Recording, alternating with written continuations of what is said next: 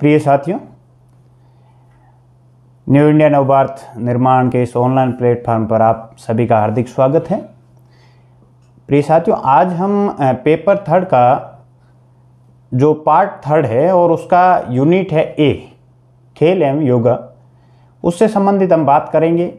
उसका सिलेबस क्या है, सिलेबस पर हम चर्चा करेंगे।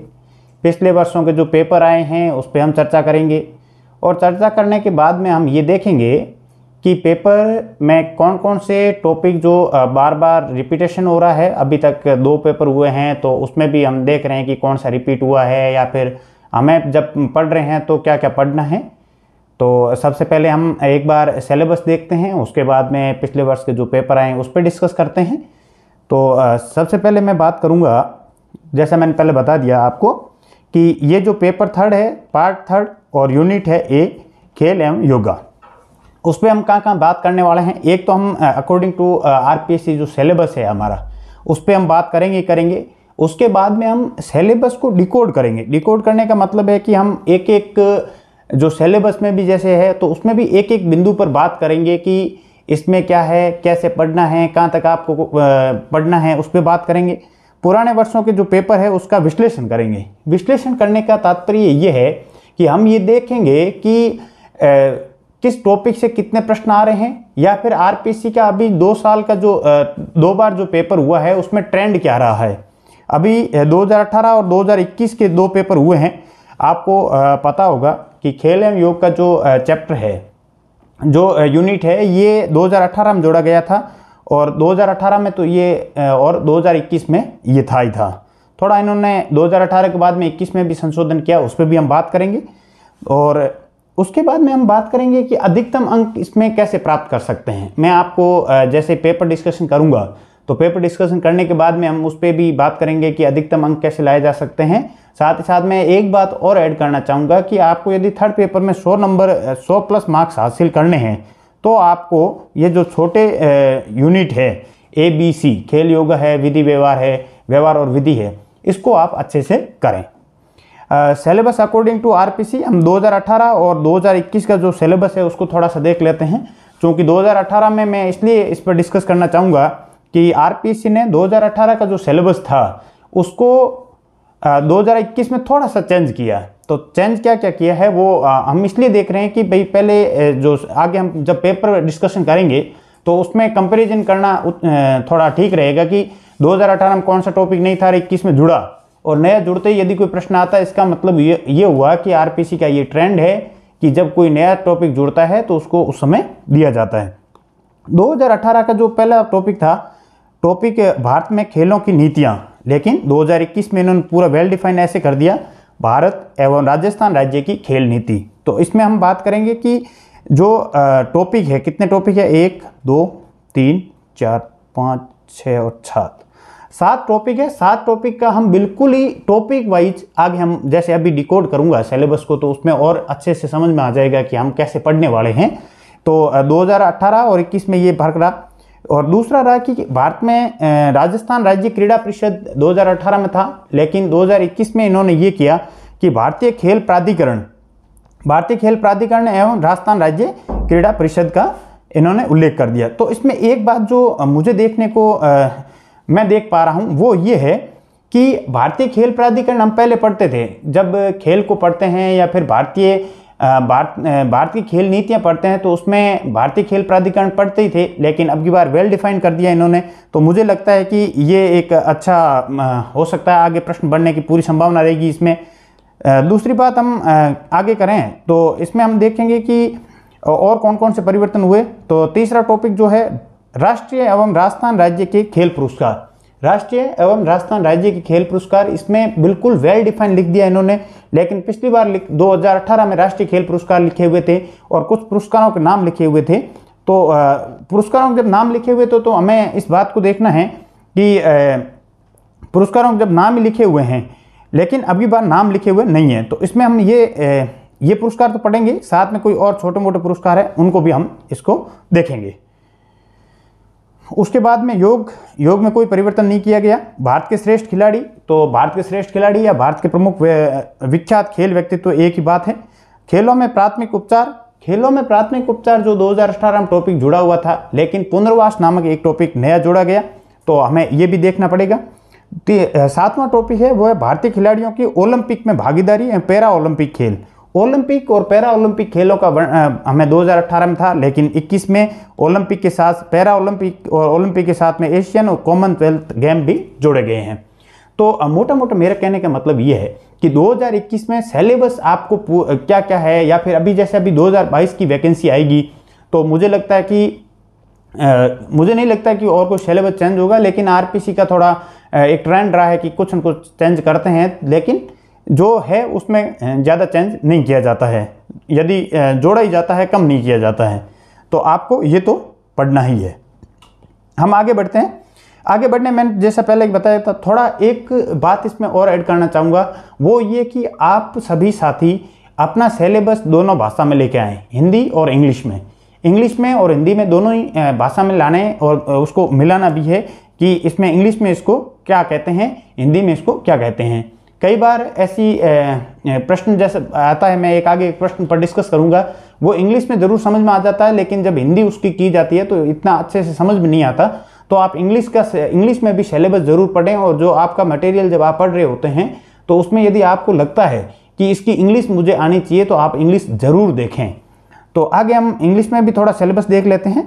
Sports policy of India and Rajasthan, इसमें कोई मुझे लगता है कि कोई बड़ी बात नहीं है। योगा और eminent sports personality of Rajasthan India, first aid and rehabilitation partition, ये ठीक है, इसमें कोई इतना भारी भरकम नहीं था, लेकिन आपको इसको हिंदी और इंग्लिश दोनों में देखना है। पूरा सिलेबस आप हिंदी इंग्लिश में लेके आएंगे। अब जो मैं बात करूंगा वो है डिकोडिंग ऑफ सिलेबस।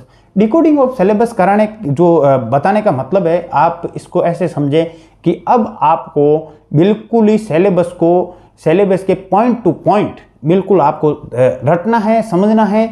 और एक बात आप हमेशा आज ये गांठ बांध लो कि जो सिलेबस का जो टॉपिक है, डिकोड करने के बाद में जितने टॉपिक बने, उस पे आपको कम से कम 50 शब्द बोलने आने ही चाहिए, 50 से 100 शब्द, क्योंकि इसमें 5 अंक का ही है, लेकिन आपको 100 शब्द आएंगे तभी आप 50 शब्द अच्छे से लिख पाएंगे। तो 100 शब्द आपको आने चाहिए। तो चैप्टर फर्स्ट की हम बात करें तो पहला है भारत की खेल नीतियाँ। हम बिल्कुल ऐसे ही आपको एक की ये इंट्रोडक्शन वीडियो है, उसके बाद में हमारा जो सेकंड वीडियो होगा वो वीडियो होगा भारत की खेल नीतियाँ और राजस्थान की खेल नीतियों पर। तो जैसा बताया गया है उसमें जैसा टॉपिक है उसी के अनुसार एक वीडियो होगा, उसका PDF आपको मिल जाएगा। भारत की खेल नीतियाँ में आपको ऐसे बिल्कुल ही छोटा सा, कम से कम आपको 100 शब्द आना चाहिए। क्या है कि भारत की सर्वप्रथम खेल नीति कब आई, उसका क्या उद्देश्य था, उसके बाद में कौन कौन सी खेल नीतियाँ आई, और उसके अभी लेटेस्ट कौन सी खेल नीति चल रही है, और उस खेल नीति के अनुसार क्या क्या हो रहा है, और अभी कोई खेल नीति का ड्राफ्ट बना हुआ है क्या। तो मोटा मोटा ये हो गया, तो आप इसको देख लेंगे। राजस्थान में भी यही है, राजस्थान की पहली खेल नीति कब आई, उसके बाद में कितनी खेल नीतियाँ आई, अभी कोई नीति जो वर्तमान कौन सी नीति चल रही है, या फिर अभी कोई ड्राफ्ट वगैरह तैयार हुआ है क्या। हम सेकंड चैप्टर पर बात करेंगे भारतीय खेल प्राधिकरण और राज्य। देखो इसमें जैसे एक लाइन में लिख दिया गया था कि भारतीय खेल प्राधिकरण और राजस्थान राज्य क्रीड़ा परिषद। जब हम सिलेबस को डिकोड करेंगे तो इसमें 2 टॉपिक हो गए। पहला टॉपिक हो गया भारतीय खेल प्राधिकरण। भारतीय खेल प्राधिकरण का जब आपको पूछा जाता है तो आपको याद होना चाहिए कि मेरे सिलेबस में क्या क्या है। पहला आपको याद हुआ कि भारत की खेल नीतियां हैं, दूसरा राजस्थान की खेल नीतियां हैं, तीसरा क्या है, तीसरा है भारतीय खेल प्राधिकरण, और चौथा क्या है, राजस्थान राज्य क्रीड़ा परिषद। तो भारतीय खेल प्राधिकरण के बारे में आपको क्या पता होना चाहिए कि इसकी स्थापना कब हुई थी, इसके सदस्य कौन होते हैं, अध्यक्ष कौन होते हैं, इसका मुख्य काम क्या है, इसका हेडक्वार्टर कहाँ पर है, ये क्या क्या काम करती है, ये प्राधिकरण क्या क्या काम करता है। तो ये मोटा मोटा कोई भी संस्था होती है उसके बारे में आपको एक मोटा मोटा व्यू ये होना चाहिए। चौथा टॉपिक जो अपना है वो है राजस्थान राज्य क्रीड़ा परिषद। जैसे भारतीय खेल प्राधिकरण है उसी प्रकार राजस्थान राज्य क्रीड़ा परिषद का भी अपना एक संगठन है पूरा। तो उसमें चेयरमैन कौन है, मुख्य कौन होता है, तो इसमें खेल मंत्री वगैरह जो है, या फिर कौन कौन सी कमेटी है, ये कौन से खेल अकादमियाँ चलाती है, या फिर राज्य में इसका, राज्य के खेलों के योगदान में इसका क्या योगदान है। तो हम ये इसको देख लेंगे। चैप्टर 3 में फिर 2 टॉपिक हो गए हमारे। मैं जैसा कि आपको पहले ही बता दिया था कि इसमें जो हम डिकोड करेंगे सिलेबस जब डिकोड करते हैं तो डिकोड का मतलब ये हुआ कि आपका जो सिलेबस पहले था उसको भी हम टुकड़ों में बांट देंगे। तो राष्ट्रीय खेल पुरस्कार और राज्य खेल पुरस्कार, राष्ट्रीय खेल पुरस्कार और राज्य खेल पुरस्कार दोनों को आपस में अलग अलग बांटने से फायदा ये हुआ कि अभी हमें राष्ट्रीय खेल पढ़ लिए, उसके बाद में हम राज्य खेल पुरस्कार पढ़ लेंगे, और उसमें जो अभी वर्तमान में अभी लेटेस्ट जो पीछे जो जैसे मान लेते हैं 2022 की जब भी एग्जाम होगी उसमें हम देखेंगे कि 2022 में जस्ट पहले किस किस को खेल पुरस्कार कितने राज्य में और किस किस को राष्ट्रीय स्तर पर खेल पुरस्कार दिए गए हैं उनको हम करेंगे। इसमें क्या क्या कर सकते हैं, और एक तो जस्ट पहले पिछले दिए हैं और एक इससे पहले वाले और एक फर्स्ट में।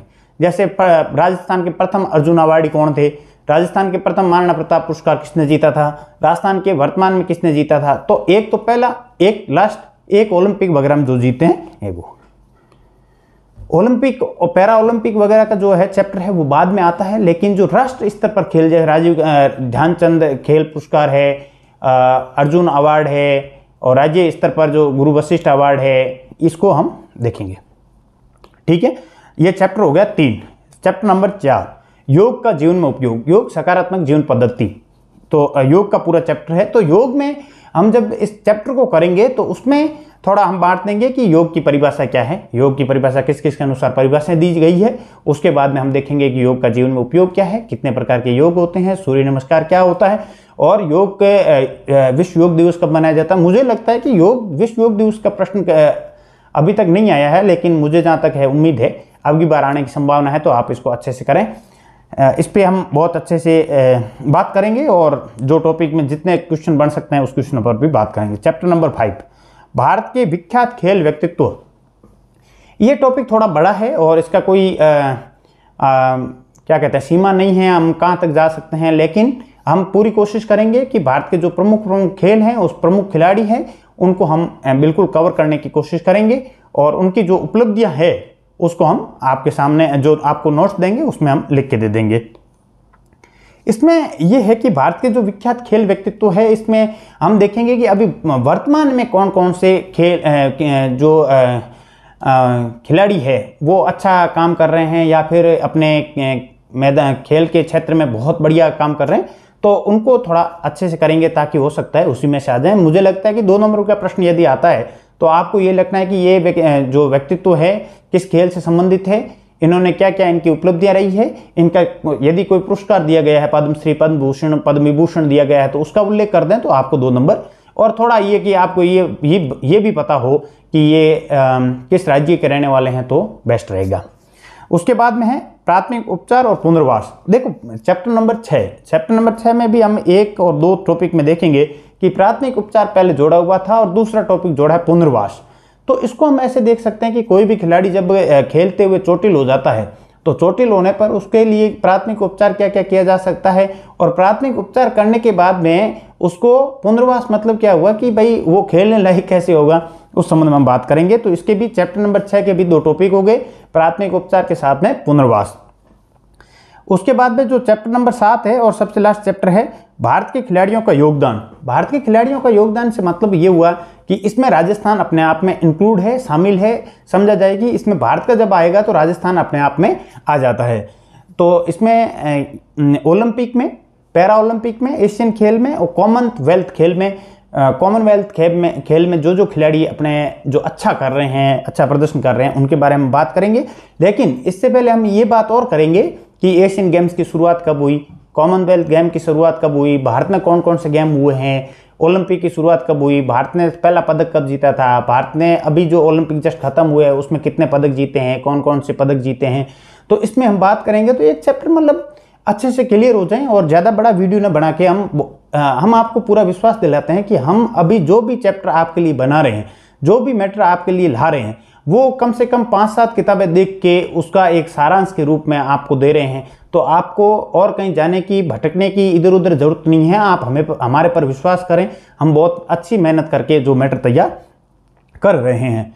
तो जो आपको पहले मैंने बता दिया कि चैप्टर कितने हैं, 7 है, और 7 चैप्टर में भी हमने जब डिकोड किया उसको तो कितने पॉइंट हो गए, 2 तो ये हो गए, 4, 6, 7, 8, 9, 10 और यदि इसको अलग अलग मान लें तो 14 या 11 तो हम कह ही सकते हैं, 7 के 11 पॉइंट हो गए। तो भारत की खेल नीति, राजस्थान की खेल नीति, आपको कोई भी कभी भी ऐसे पूछे कि चलिए खेल एवं योग का सिलेबस बताइए, तो आपको अंगुलियों पर होना चाहिए कि भारत की खेल नीति आपको तुरंत बताना है कि पहली खेल नीति कब आई, दूसरी कब आई, या फिर तीसरी कब आई, अभी वर्तमान कौन सी चल रही है, कौन कौन से प्रावधान किए गए हैं और इसमें क्या क्या हुआ था। राजस्थान की खेल नीति में आपको पूरा आना चाहिए। उसके बाद में क्या है, उसके बाद में है राजस्थान भारतीय खेल प्राधिकरण और राजस्थान राज्य क्रीड़ा परिषद। इसमें आपको क्या बताना है कि इसकी इन संस्थाओं की स्थापना कब हुई, इनका जो संगठनिक ढांचा है वो क्या है, मतलब कौन अध्यक्ष है, कौन कैसे क्या बैठता है, उसके बाद में ये काम क्या करती है, कौन कौन सी अकादमियां हैं, इस संबंध में बात कर ली। तीसरा टॉपिक आपको जैसे राष्ट्रीय खेल पुरस्कार, आपको ये याद होना चाहिए कि तीसरे में पुरस्कार है, दूसरे में संस्था है, पहले में नीति है। पहले में क्या है, नीति, दूसरे में क्या है, संस्था, तीसरे में क्या है, पुरस्कार। पुरस्कार में क्या है, राष्ट्रीय पुरस्कार हो गए और राज्य पुरस्कार हो गए। चौथा क्या है, योग। चौथा क्या है, योग। पांचवा व्यक्तित्व, भारत के प्रमुख खेल जगत के व्यक्तित्व कौन कौन से हैं। छठा क्या है, प्राथमिक उपचार और उसके साथ में क्या है, पुनर्वास। और सातवां क्या है, सातवां है कि भारत के जो इंटरनेशनल लेवल के जो जो होती है प्रतियोगिताएं होती हैं, उसमें भारत के खिलाड़ियों का क्या योगदान रहा। उसमें ओलंपिक हो जाएगा, पैरा ओलंपिक, एशियन और कॉमनवेल्थ। पहली क्या है, नीति, दूसरी क्या है, संस्था, तीसरा क्या है, पुरस्कार, चौथा क्या है, चौथा हो गया योग, पांचवा हो गया खेल व्यक्तित्व, छठा हो गया प्राथमिक उपचार और पुनर्वास, सातवां हो गया जो इंटरनेशनल स्तर पर जो अपनी होती है प्रतियोगिताएं होती है, Olympic, para Olympic, Asian, Commonwealth. तो मुझे लगता है कि आपको सिलेबस बिल्कुल याद हो गया होगा और हमारा ये उद्देश्य भी है। हम चाहते हैं कि जो हमारे साथ में जुड़े हुए हैं, जो भी अच्छे से पढ़ रहे हैं, अच्छे से तैयारी करेंगे और हम उनके लिए इतनी मेहनत कर रहे हैं, तो वो हमें उम्मीद ही नहीं पूर्ण विश्वास है कि हमारी इस मेहनत का सम्मान करेंगे और वो भी इससे कहीं गुना ज़्यादा मेहनत करेंगे। तो आपको अपना सिलेबस पूर्ण पक्का याद हो जाना चाहिए। तो आपको पहले एक बार मैं और रिपीट कर देता हूँ बिना टाइम गवाए हुए। पहले नीतियाँ हैं, दूसरा संस्था है, तीसरे पुरस्कार है और चौथा है जो चौथा बात किया गया है वो है योग। चौथा योग है, पांचवा भारत के प्रमुख व्यक्तित्व है, खेल जगत के व्यक्तित्व, छठा प्राथमिक उपचार पुनर्वास है और सातवां है Olympic, para Olympic, Asian, Commonwealth game में भारतीयों का योगदान। तो मुझे लगता है कि आपको सिलेबस याद हो गया होगा। आप इसमें कम से कम आपको सिलेबस तो याद हुआ है। तो इसका सिलेबस याद कराने का हमारा एक उद्देश्य ये है कि आपको सिलेबस याद होने के साथ साथ आपको यदि कोई पूछे कि ओलंपिक के बारे में बताइए, तो आपको आप इस स्थिति में होने चाहिए कि भाई ओलंपिक शुरुआत कब हुई है, भारत ने पहला पार्टिसिपेट कब किया था, भारत ने अभी जो पीछे जो ओलंपिक गया उसमें कितने पदक जीते थे, किसने कितने पदक जीते थे, भारत ने सबसे पहला पदक कब जीता था। फिर पूछो पैरा ओलंपिक कब की शुरुआत हुई थी, अब पैरा ओलंपिक पिछला कब हुआ था, भारत की तरफ से कौन कौन गया था, कौन से कितने पदक जीते थे। तो आपको ये इतना अच्छे से एक बार हो जाएगा तो मुझे लगता है कि आपका एक कॉन्फिडेंस भी है वो भी बिल्डअप हो जाएगा। अभी हम जैसे मैंने पहले भी बताया था कि हम पेपर जो है उस पर भी डिस्कस करेंगे। पेपर डिस्कस करने का उद्देश्य ये है कि जिससे आपको पता चल सके कि भाई जो पेपर आ रहा है उसका ट्रेंड क्या है, आरपीसी कहाँ से प्रश्न उठा रही है और आरपीसी कैसे कैसे प्रश्न पूछ रही है। पहले आपको बता दिया था 2018 में खेल एवं योग का जो चैप्टर है, जो यूनिट है, ए यूनिट ये जुड़ी है, इसमें हम बात करेंगे ए यूनिट खेल योग 2018 से जुड़ी है। तो 2018 का जो पेपर है उस पर हम बात करते हैं। पहला प्रश्न था खेलों में विशिष्ट अवार्ड पर टिप्पणी लिखिए। देखो मैंने एक पहले बात बताई थी कि आपको हर जो टॉपिक है उस पे कम से कम 50 शब्द, कम से कम 100 शब्द आपको आने चाहिए। जैसे इसमें 20 शब्द, 15 से 20 शब्द लिखने हैं विशिष्ट अवार्ड, तो आपको दिमाग में आना चाहिए ये प्रश्न कहाँ से आया है। ये प्रश्न आया राजस्थान राज्य खेल पुरस्कार कौन कौन से हैं उसमें से आया है। आपको क्या करना है, विशिष्ट अवार्ड की शुरुआत कब हुई, इससे आप ये कह दो कि अभी वर्तमान जो है 2021 में किसे ये अवार्ड दिया गया, ये अवार्ड क्यों दिया जाता है, इस संबंध में आपने लिख दिया। 3 पॉइंट या 4 पॉइंट लिखा, 2 में से 2 आपको नंबर आ जाएंगे।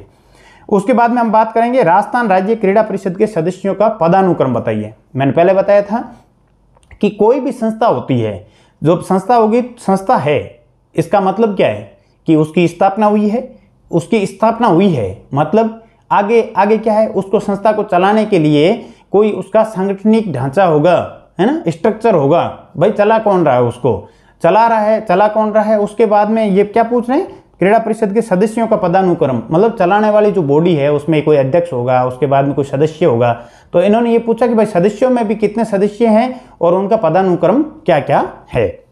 तो ये जो प्रश्न है ये सीधा कहाँ से आया है, टॉपिक नंबर क्या है, टॉपिक नंबर 2 नंबर क्या है, संस्था। संस्था में क्या है, पहला तो है भारतीय खेल प्राधिकरण, दूसरा है राजस्थान राज्य क्रीड़ा परिषद।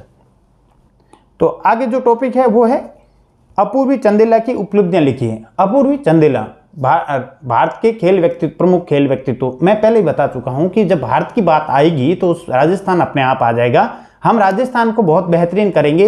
यदि भारत के खेल व्यक्तित्व पूछ रहे हैं तो उसमें एक टॉपिक को अपने आप इसको इंक्लूड माना जाए कि राजस्थान के खेल व्यक्तित्व भी हमें पढ़ने हैं। अपूर्वी चंदेला जी के बारे में पूछा है तो आपको क्या क्या लिखना है, वो लिखना है कि भाई जी अपूर्वी चंदेला जी है, ये कहाँ से हैं, इनका जो खेल का क्षेत्र है वो कौन सा है, इन्होंने किस गेम्स में कौन से पदक जीते हैं, और भारत सरकार द्वारा या राज्य सरकार द्वारा इनको कोई इनाम पुरस्कार दिया गया है खेलों की उपलब्धियों के लिए तो आप उसको मेंशन करेंगे। साथ ही साथ कई बार हम देखते हैं कि राजस्थान सरकार मतलब राज्य सरकार या केंद्र सरकार इन खिलाड़ियों को एक ब्रांड एम्बेसडर के रूप में भी नियुक्त करती है। जैसे पिछली बार राज्य निर्वाचन आयोग ने किया था कि इससे क्या होता है कि व्यक्ति यदि कोई खेल में अच्छा प्रदर्शन करता है और वो बात जब बताता है कि भाई वोट देने के लिए बाहर निकलिए, वोट कीजिए ज़्यादा से ज़्यादा, तो उनकी बात सुनी जाती है। तो उनकी बात जब सुनी जाती है तो उनके लिए ब्रांड एम्बेसडर भी बनाया जाता है। तो आप इसको ज़रूर मेंशन करें। यदि आपको लगता है कि ये व्यक्ति अभी कहीं ब्रांड एम्बेसडर बनाया गया है तो आप उसको पॉइंट में लिख दीजिए कि हाल ही में इन्हें राज्य सरकार द्वारा या केंद्र सरकार द्वारा इसके लिए ब्रांड एम्बेसडर नियुक्त किया गया है। तो आपका ये प्लस पॉइंट होगा और आप बिल्कुल ही दूसरे आपके लिए जो मैटर तैयार कर रहे हैं उसमें बिल्कुल करंट अपडेट कर देंगे। लेकिन इसके बावजूद भी कई बार ऐसा होता है कि पेपर बनने के 1-2 महीने पहले ही जो ऐसी कोई घटना होती है तो उसको भी शामिल आपको करना है। फिर भी हम आपको पूर्ण विश्वास दिलाते हैं, पूरा करंट अपडेट आपको साथ में करते रहेंगे। चौथा प्रश्न है ग्रीन स्ट्रिक फ्रैक्चर जो प्राथमिक उपचार में आपको यह भी देखना है कि प्राथमिक उपचार में उपचार तो ठीक है लेकिन उपचार आप करोगे किसका, उपचार आप करोगे खेल के दौरान लगने वाली चोटों के। तो एक ये फ्रैक्चर है, फ्रैक्चर के बारे में पूछा है, प्राथमिक उपचार से संबंधित प्रश्न है। इसके बाद में हम आगे बढ़े, मानव ठक्कर की खेलों में उपलब्धियों को लिखिए। ये प्रश्न देखो 2018 में, ये 2018 का जो पेपर मैंने दिया था तो ये प्रश्न मेरा पूरा खाली गया था क्योंकि मानव ठक्कर जी के बारे में थोड़ा ये करंट का, बिल्कुल करंट का इश्यू, करंट के व्यक्तित्व करंट में अच्छा खेल रहे थे तो इसके लिए था। टेबल टेनिस से संबंधित खिलाड़ी है तो आपको अखबार जरूर पढ़ते रहना है। और जैसे मानव ठक्कर है तो इनके बारे में अब ये पूछा क्यों गया, इसके बारे में एक प्रश्न आगे आएगा तब मैं आपको इसमें और डिस्कस करूंगा। तो खेल व्यक्तित्व मतलब व्यक्ति जो खेल व्यक्तित्व का जो टॉपिक था अपना, उससे ये प्रश्न पूछा गया है। 5वें नंबर का टॉपिक था। नंबर का टॉपिक है हमारा विख्यात खेल व्यक्तित्व। 6 नंबर का है प्राथमिक उपचार। तो योग जो 4 नंबर का टॉपिक है, योग में मुझे लगता है कि इसमें थोड़ा डेप्थ में अभी तक तो नहीं जा रहे हैं लेकिन हो सकता है बाद में थोड़ा डेप्थ में जाए तो हम इसको थोड़ा अच्छे से करवा देंगे। आपको बिल्कुल टेंशन लेने की जरूरत नहीं है। योग कर्मसु कौशलम, कर्म की कुशलता ही योग है। तो ये थोड़ा इसको डिफाइन करना था और बिल्कुल सीधा सवाल था, योग से था। उसके बाद में PSPB टेनिस टेबल टेनिस अकादमी पर लघु टिप्पणी लिखिए। PSPB टेबल टेनिस, ये 2018 का जो क्वेश्चन था, मानव ठक्कर वाला क्वेश्चन और PSPB वाला क्वेश्चन, ये दोनों प्रश्न खाली गए। कई लोगों के गए, मेरे भी गए और कई लोगों के गए। इसमें एक बात और ऐड करना चाहूंगा कि यदि कोई ऐसा प्रश्न जो आपको नहीं आ रहा है, आपने बहुत अच्छे से तैयारी की, इसके बावजूद भी आपको नहीं आ रहा है, इसका मतलब यह हुआ कि कई लोगों को नहीं आ रहा है। ये मेरिट डिसाइडिंग प्रश्न नहीं है, लेकिन इसके बावजूद भी आपने कहीं से पढ़ा है और आपको आ रहा है तो बिल्कुल प्लस पॉइंट जाएगा आपका कि सभी का खाली आ रहा है और आपने लिखा है तो आपको बढ़िया मार्क्स मिलेंगे। लेकिन किसी ने नहीं लिखा है और आपने गलत लिखा है तो इसका नेगेटिव इफेक्ट जाता है कि किसी को आ ही नहीं रहा है और बिना मतलब के तुक्के लगा रहा है। मैंने ये दोनों प्रश्न खाली छोड़ दिए थे। तो PSPB के बारे में ये आया क्यों था प्रश्न, और मैं इसको थोड़ा डिटेल में बता भी दूं कि ये petroleum sports promotion board, PSPB नाम होता है, पेट्रोलियम स्पोर्ट्स प्रमोशन बोर्ड नाम है इसका।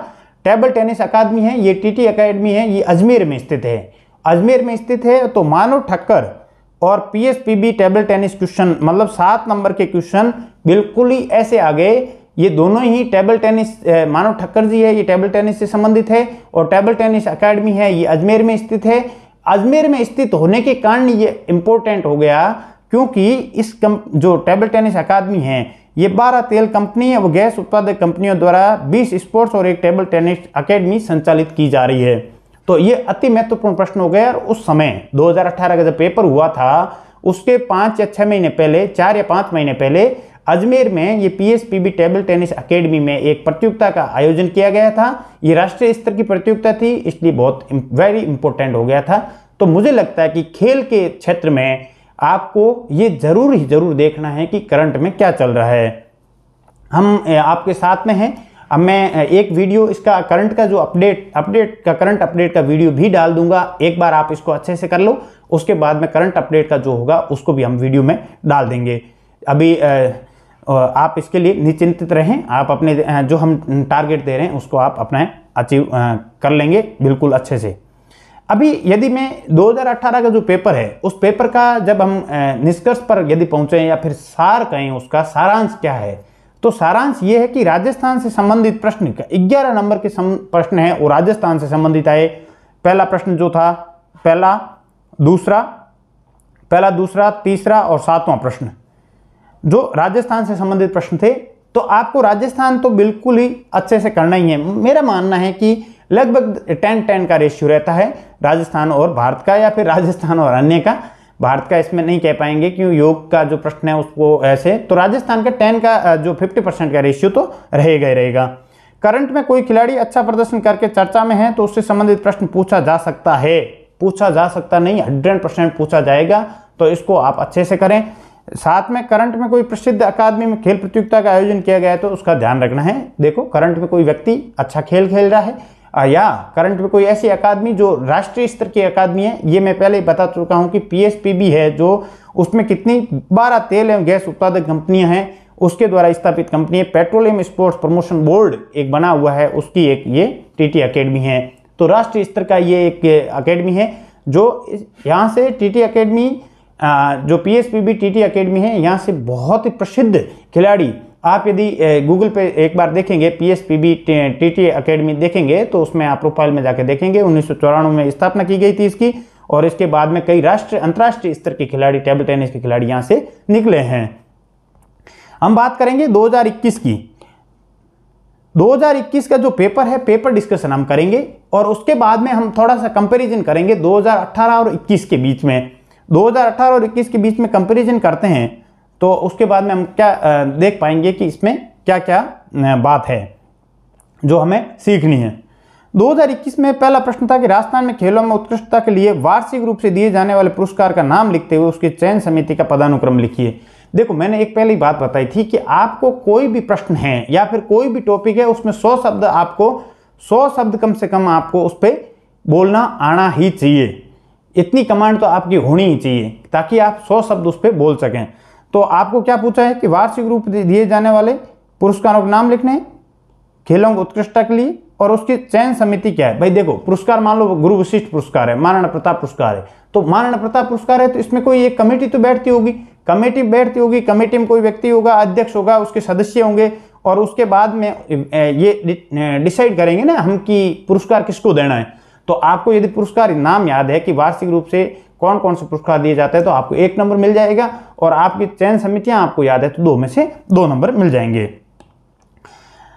दूसरा प्रश्न था योगराज उपनिषद के अनुसार योग के प्रकार लिखिए। ये थोड़ा मुझे लगता है कि थोड़ा सा टिपिकल क्वेश्चन था, और इसमें योग जो है उसको जितने अच्छे से पढ़ा है वो ही कर पाए होंगे, क्योंकि मुझे लगता है कि इतना डेप्थ में कोई नहीं गया होगा कि योगराज उपनिषद के अनुसार योग के प्रकार, योग की परिभाषा पूछते तो भी कुछ लिखते, लेकिन योग के प्रकार पूछ लिया है तो मुझे लगता है कि इसको हम अब की बार हम बहुत अच्छे से कराने का प्रयास करेंगे। थोड़ा टॉपिक बड़ा हो जाता है इसलिए हम उसको शॉर्ट में कराते हैं, लेकिन शॉर्ट में भी अच्छे से करवाएंगे उसको। योगराज उपनिषद को के अनुसार योग के प्रकार कितने हैं, तो इसमें पहले आ गया कि योगराज उपनिषद के अनुसार योग क्या है, योग के प्रकार क्या है, तो इसको शॉर्ट में हम इसको जरूर देखेंगे। तीसरा प्रश्न था, राजस्थान के खेलों में श्री मगन सिंह राजवी के योगदान को लिखिए। देखो, इसमें कई बार जो साथी पेपर दे के आए उनसे जब मेरी बात हुई, मैंने 2021 का चूंकि नहीं दिया था क्योंकि मुझे पहले ऐसा लगा कि एसडीएम मिल जाएगा, लेकिन 0.5 से एसडीएम नहीं मिल पाया। तो इससे ये सीख मिलती है कि 20 नंबर में से आप यदि 15 या 15 प्लस नंबर लाते हैं तो कितना महत्वपूर्ण है। 0.5 से मेरा एसडीएम रह गया था। खेलों में मगन सिंह राजवी के बारे में श्री मगन सिंह जी राजवी का जो प्रश्न पूछा गया, ये मुझे लगता है कि 80 से 90% लोगों से नहीं हुआ। इसका कारण यह था कि आप जो साइट है राजस्थान राज्य क्रीड़ा परिषद की जो साइट है उसमें आप देखेंगे अर्जुन अवार्डी देखेंगे। अर्जुन अवार्डी में जब देखेंगे फुटबॉल देखेंगे तो उसमें मगन सिंह जी का नाम है। तो इसका अर्थ यह हुआ कि आपको एक बार साइट देखनी है। हम बिल्कुल नोट्स दे रहे हैं, साइट के अनुसार हम आपको एक जो लिस्ट है वो दे देंगे प्रॉपर। इसके बावजूद भी आपको भी बीच बीच में साइट को देखना चाहिए। इसके बाद में हम चौथा प्रश्न देखें, राजस्थान राज्य खेल परिषद द्वारा संचालित राजस्थान राज्य खेल परिषद। देखो, राजस्थान राज्य क्रीड़ा परिषद और खेल परिषद एक ही है। तो मैंने कहा था आप इंग्लिश भी साथ में देखें। Rajasthan state sports council. तो कई बार होता है क्रीड़ा की जगह खेल आ गया तो इससे कंफ्यूजन हो गया। परीक्षा में क्या कि जल्दी परीक्षा में इतना दिमाग तेज चलता नहीं है, तो क्रीड़ा की जगह खेल आया तो कंफ्यूजन क्रिएट हो सकता है। तो उससे संबंधित सीधा प्रश्न था, मेजर ध्यानचंद खेल रत्न पुरस्कार 2021 से सम्मानित पैरा खिलाड़ियों के नाम बताइए। तो ये सीधा प्रश्न था। उसके बाद में ये प्रश्न मैं देख पा रहा हूं, बिल्कुल ही थोड़ा मुझे लगता है कि टफ प्रश्न था कि राष्ट्रीय खेल नीति में खिलाड़ियों के वैज्ञानिक पूर्ति कर का क्या महत्व है। मैं बार बार कह रहा हूं कि आपको हिंदी के साथ साथ इंग्लिश का सिलेबस भी देखना है, मतलब देखना है। अब ये खिलाड़ियों के वैज्ञानिक पूर्ति कर, ये थोड़ा शब्द ऐसा लगता है कि कुछ समझ में नहीं आ रहा कि वैज्ञानिक पूर्ति कर क्या है। लेकिन आप इंग्लिश में जैसे पढ़ेंगे, what is the significance of scientific backup to sport person in national sports policy. मतलब ये कह रहा है कि साइंटिफिक बैकअप अपने जैसे हम मोबाइल में देखते हैं कि अपना जो फोटो है, फोटो का बैकअप जो रहता है गूगल बैकअप रहता है। मतलब आप यदि उसको मोबाइल चेंज भी करते हैं तो बैकअप में से आप ले सकते हो। तो मतलब क्या हुआ, कोई व्यक्ति जो खिलाड़ी है उसको खेल रहा है तो उसको बैकअप मिल जाए। मतलब उसको ऐसी अच्छी ट्रेनिंग मिले, उसको अच्छा फिजियो मिले, उसको अच्छी डाइट मिले, उसके वैज्ञानिक दृष्टिकोण से क्या उसका सही है, क्या उसका गलत है, उसको क्या नहीं खाना है, क्या खाना है, उसके इक्विपमेंट अच्छे इक्विपमेंट उसको कौन कौन से यूज़ करने हैं। तो ये मैंने जब देखा तो नेशनल स्पोर्ट्स पॉलिसी जो 2001 की है, अभी जो यही पॉलिसी चल रही है, तो उसमें एक बिंदु संख्या 8 पे लिखा हुआ है सीधा, significance of scientific backup to sports person. ये प्रश्न वहीं से उठाया गया था। तो मुझे लगता है कि स्पोर्ट्स पॉलिसी है उसको हम करवा रहे हैं अच्छे से, लेकिन आप उसको एक बार देख सकते हैं, लेकिन हम उसको अच्छे से करा रहे हैं। खेलों में पुनर्स्थापना क्या है, TENS चिकित्सा को परिभाषित कीजिए। इसमें भी आपको मैंने बताया कि जब कोई सिलेबस में नया टॉपिक जुड़ता है तो उसका क्वेश्चन जरूर आता है। तो ये क्वेश्चन वहीं से आया है। जो प्राथमिक उपचार पहले ही था, लेकिन पुनर्स्थापना नया जुड़ा, इसलिए 5 नंबर का प्रश्न वहां से आया है। तो मुझे लगता है कि खेल एवं योग का जो 20 नंबर का जो वेटेज है, तो उसमें आप बहुत अच्छे से समझ गए होंगे।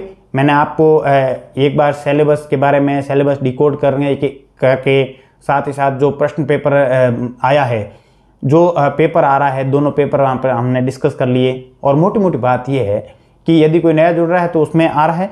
और इसमें यदि हम सार देखें कि हर टॉपिक को कवर किया गया है, किसी टॉपिक को छोड़ना नहीं है।